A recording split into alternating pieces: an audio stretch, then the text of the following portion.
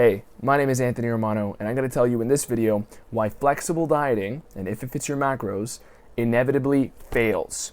Okay, so the stuff I'm going to tell you in this video is not going to make you like me if you're new, and I'm going to tell you some stuff that's going to make you think that I'm just trying to recruit you to my fasting and keto cult, but I'm trying to give you some huge tips here because a lot of the mechanisms of this are explained in my longer videos, but not everybody wants to click a 20-minute video explaining why, it's physiologically, if it fits your macros, is going to mess you up.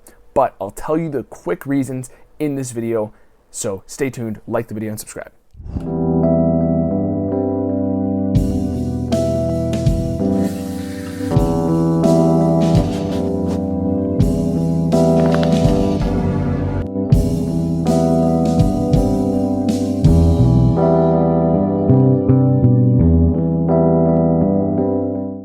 What about if it fits your macros is going to make you fail and not get the results you want?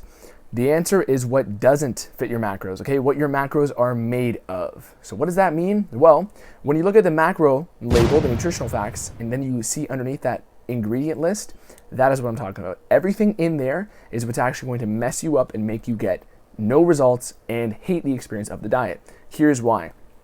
Ingredients in that section are designed to make the food addictive to you, and they're designed to basically make you hungry a couple hours later, because that will encourage you to eat more food from these food companies. And it'll also make you sort of have this allegiance to a certain brand in their products. So I know you think I'm a conspiracy guy here at this point. Let me get into this, okay? The ingredients in this section, okay, they often consist of three main problems. Well, I'm going to say two. Excitatory neurotoxins, what are those? And hidden sugars. You know what those are probably. So, excitatory neurotoxins are ingredients that are designed to make your brain get overexcited at a certain food. So when you eat it, it tastes better because it tricked your brain into thinking it tastes better. Okay? So if you put excitatory neurotoxins into a piece of shit, it will be the best tasting piece of shit you've ever had in your life.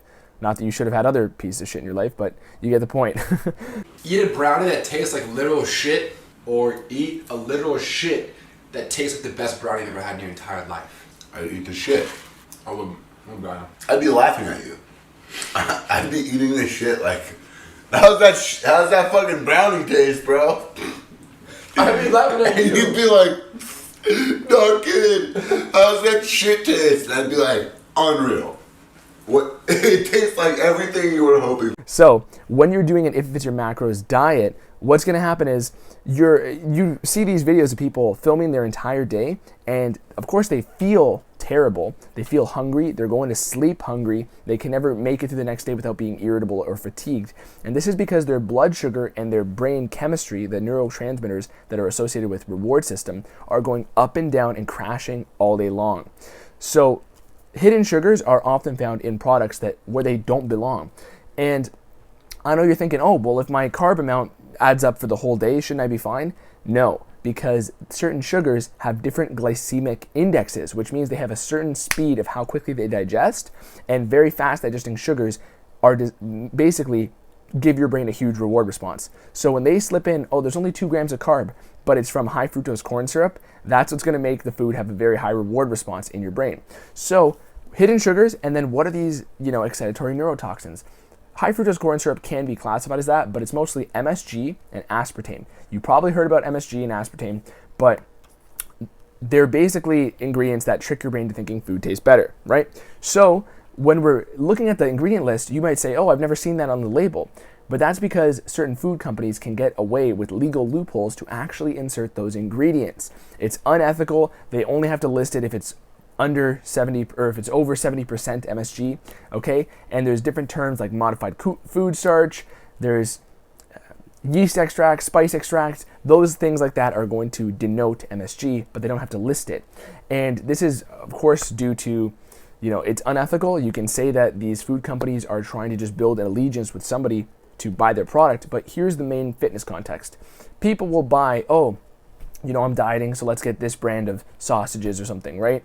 And they'll look at the label and they'll see the label matches up, but then they'll, start saying, oh, this is the best product for sausages because it's the best macros and it tastes the best. But the reason, companies know this. They know their macros are going to match up, and they know people are looking for that.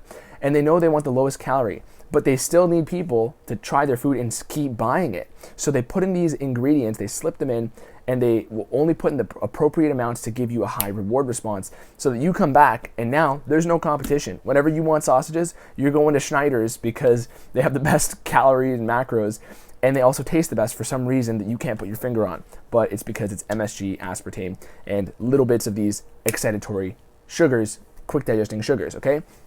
High amounts of maltodextrin, all these other things you can learn about while watching my other videos. But that is the main reason here. And I guess I'm gonna wrap this up by saying, you know, when you do a fasting approach or a keto approach, because this is the part where you're gonna think I'm recruiting you, where you undoubtedly know I'm trying to pull you into my cult, because fasting and keto approaches keep your blood sugar and your neurotransmitters, at least the ones associated with the reward system, stable. You're not having these volatile roller coaster of experience, and your brain is not being shooken around like that, okay? So that's why you can go to sleep full. That's why you don't go to bed gnawing at your arm. That's why you don't have to do endless amounts of cardio to get results. And that's why most people don't crash and just revert back to their body's, you know, equilibrium set point, because they're not consuming foods that have been engineered to taste unreal to you. And basically, at the same point, all that you're looking for as a consumer is the macros. So companies know this and they move around it, okay? There's something called the bliss point, which is a term companies use to describe when a food is at its best taste, because they can measure the amounts of fats, carbs, sodium, and these other hidden kryptonites in there so that people get the highest response. This is a science and nobody talks about it. Nobody's gonna tell you about it in the fitness context except me, okay? So join the cult, okay? Join the cult, click subscribe, like the video, go to my website. That's it, okay? Thank you for watching. Anthony Romano, peace. And also leave me some comments. I'll try to help you out any way I can. All right, peace.